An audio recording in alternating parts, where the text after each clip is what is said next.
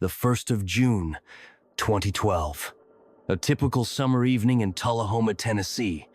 But for 24-year-old Megan Sharpton, it was her last. She left for a job interview and never returned. The next day, her body was discovered in a field. This crime sent shockwaves through the town, and the investigation became so challenging that authorities spent months searching for answers. Megan was more than just a student.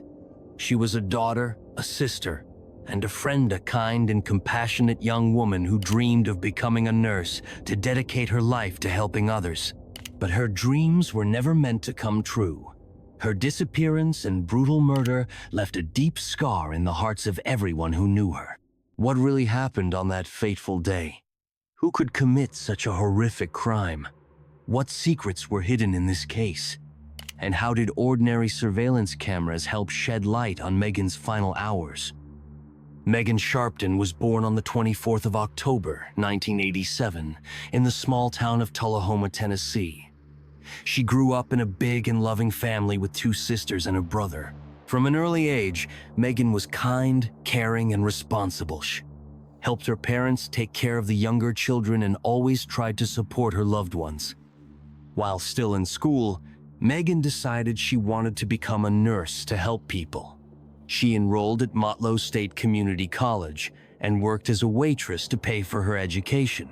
But that wasn't enough for Heeriger to gain experience. She also took a job at a nursing home where she learned how to care for the elderly. She was hardworking, determined, and full of dreams for the future. Megan was very close to her mother, and on that fateful day, she called her to say she would be late due to a job interview. She was excited about the opportunity to work as a caregiver for an elderly woman and happily accepted the offer. No one could have imagined that this would be the last call she ever made. On the 1st of June, Megan called her mother and said she would be a little late. She was in a good mood and promised to come home as soon as she was done. It was an ordinary conversation. Nothing seemed unusual, but as time passed, there was no word from her. Megan's phone stopped responding. Her parents grew worried. She always let them know if she was running late. They contacted her boyfriend, Chris, but he knew nothing either. Their anxiety grew with every passing minute. Morning came, but Megan never returned home. Then, the worst news arrived. Several kilometers outside the city, in an empty field, the charred body of a young woman was found. The police immediately knew this was a brutal murder. But who could have done this? And why? That day, a group of teenagers noticed a strange glow in a field outside the city. At first, they thought someone was simply burning trash. But as they got closer, they saw something terrifying, a human-like figure lying in the flames. They immediately called the fire department, and when the firefighters extinguished the blaze, the scene before them was truly horrifying. Among the scorched grass lay the lifeless body of a young woman. Her clothes had been burned away, and her face was severely damaged by the fire. The police quickly identified the victim. It was Megan Sharpton. However, the autopsy revealed a shocking detail.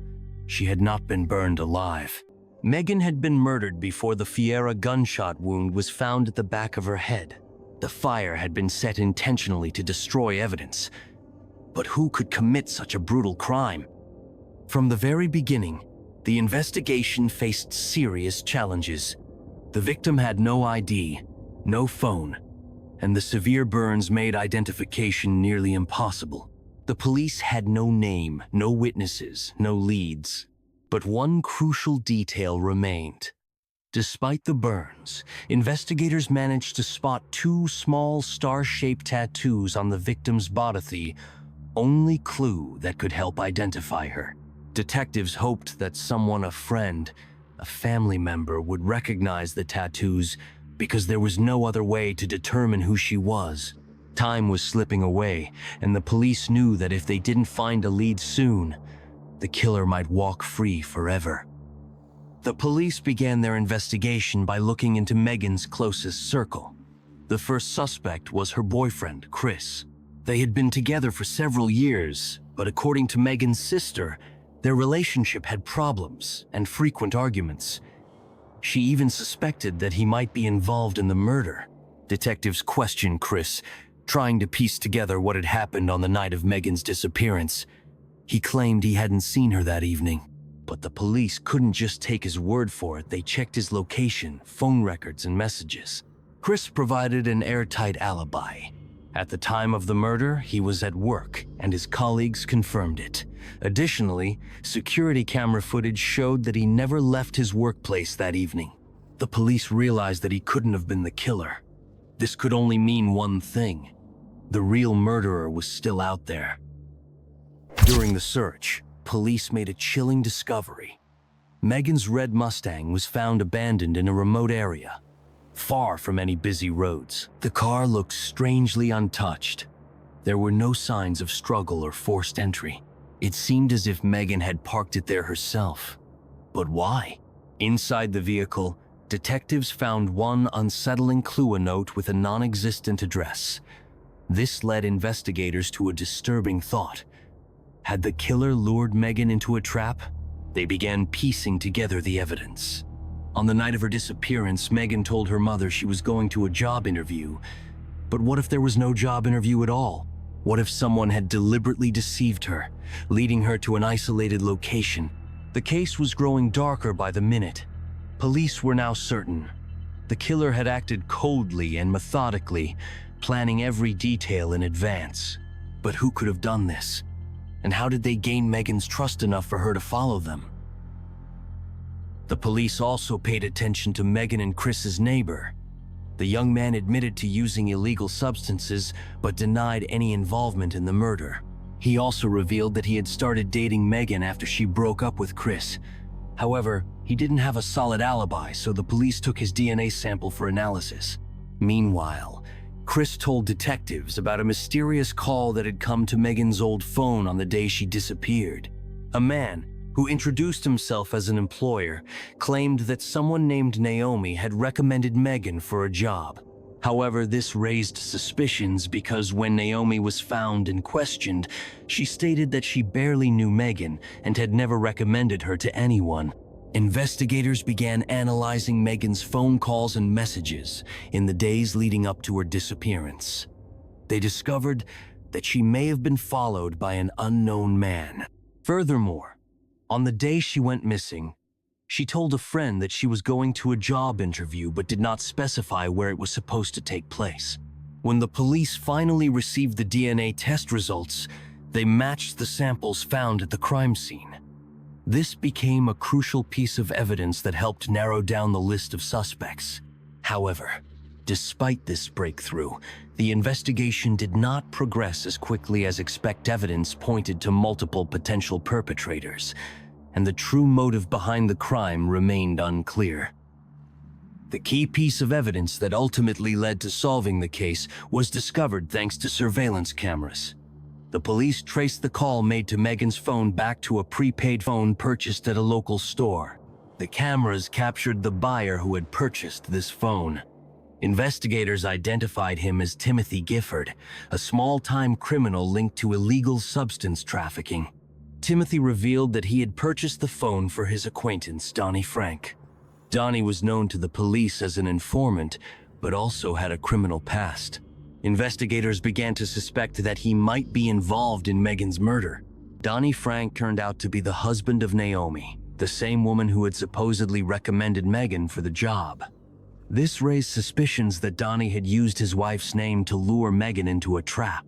However, the police had no direct evidence of his involvement. When the police arrived at Donnie's home with a search warrant, he voluntarily provided a DNA sample. He also allowed officers to search his house without a warrant. During the search of his pickup truck, investigators found a shotgun and noticed an unusual detail: the vehicle's interior had been completely renovated, making it look brand new. When questioned about this, Donnie claimed that a truck with a well-maintained interior is easier to sell. Despite his explanation, police arrested Donnie for illegal possession of a firearm, as former convicts were prohibited from owning weapons. This gave investigators more time to gather additional evidence linking him to Megan's murder. Detectives obtained a warrant to track his phone in order to see his movements on the night of Megan's murder. They compared this data with the movements of the prepaid phone that Donnie allegedly never owned. This led to a major breakthrough in the investigation. On the evening of the 1st of July, the prepaid phone was located near Donnie's phone and followed the same route. At the locations of Megan's abduction and murder, both phones were in close proximity to Donnie. Forensic experts were able to extract a DNA sample from Megan's body, and it matched Donnie's DNA. This became the key piece of evidence in the case. Later, it was revealed that Donnie had hoped the fire would destroy all traces of the crime, including his DNA, making it impossible for investigators to identify him. However, his plan failed despite his attempt to cover his tracks. Modern forensic techniques allowed experts to recover enough biological material for an accurate comparison. When confronted with this evidence, Donnie began changing his statements, but all his versions of the events contradicted each other. In the end, the collected evidence was undeniable, leaving no doubt about his involvement in Megan's murder. In court, Donnie initially denied his guilt, but as the trial progressed, the overwhelming evidence against him became impossible to ignore. When he realized that the mountain of proof left him with only one possible outcome, the death penalty, his confidence began to crumble. In a desperate attempt to save his life, he agreed to a plea deal. Donnie pleaded guilty to the brutal murder of Megan, and, instead of facing execution, was sentenced to life in prison without the possibility of parole. However, even after his sentencing, Donnie did not give up trying to escape punishment. He later claimed that his confession was made under pressure and that investigators had allegedly coerced him into admitting to the crime. But the court found no grounds for an appeal and upheld the verdict. Moreover, during the trial, disturbing new details emerged. It was revealed that Donnie had repeatedly contacted young women, offering them jobs as caregivers for elderly people. This confirmed the investigators' theory that he had used the same scheme to lure his victims into a trap. The trial not only exposed him as Megan's murderer, but also raised the chilling possibility that she might not have been his only intended victim. Unfortunately, this story did not end with just Megan's murder. The pain of loss and the overwhelming sense of injustice became unbearable for her mother, who dedicated herself entirely to seeking justice. Unable to cope with her grief, she took her own life in November 2013, leaving behind a tragic reminder of how devastating the consequences of such a crime can be. Even more horrifying is the fact that Donnie Frank could have been stopped much earlier. He had a long and troubling criminal history, including charges of kidnapping. Yet, time and time again, he managed to escape serious punishment. Weaknesses in the justice system allowed him to evade responsibility, possibly at the cost of other innocent lives. Who knows how many more lives he could have taken if he hadn't been caught. Megan's story serves as a grim reminder that delayed justice sometimes means no justice at all, not just for the victims, but also for those who could have been saved from a similar fate. Megan Sharpton was a bright, talented, and kind-hearted young woman with a dream of helping others. She wanted to make the world a better place, but her life was cruelly cut short. Her death was not just a tragedy for her family, but a tremendous loss for the entire community. However, thanks to the meticulous work of the police, forensic analysis, and surveillance footage, the truth was uncovered, and the perpetrator was brought to justice. This case serves as a reminder of how crucial it is to stay vigilant, trust our instincts, and not ignore warning signs. It turned out that the address where Megan was invited for a job interview never existed. It was a carefully crafted trap. Megan became the one who stopped the criminal, but the price she paid was far too high. Her story serves as a warning to others, but above all, it is a tribute to a young woman who deserved a long and happy life. Her light will never fade, as she will forever remain in the hearts of those who knew, loved, and remember her. The story of Megan Sharpton is a terrifying reminder of how important it is to stay cautious in our world. Sometimes, evil hides behind a friendly smile or an attractive offer. Megan was a young, kind, and ambitious girl who simply wanted to help people. But she fell into the trap of a ruthless criminal. Her tragic fate serves as a warning for all of us. Stay alert, trust your instincts, and never ignore red flags. Always verify information, especially when receiving unexpected offers or being asked to meet in an unfamiliar place. Never be afraid to refuse or say no if something feels suspicious. Let's honor Megan's memory and take a valuable lesson from this story. Share your thoughts about this case in the comments, and let us know what safety measures you think can help prevent such tragedies. Don't forget to like the video and subscribe to the channel so you won't miss new content. Take care of yourselves and your loved ones. Stay safe, and may no harm ever come to you or those close to you.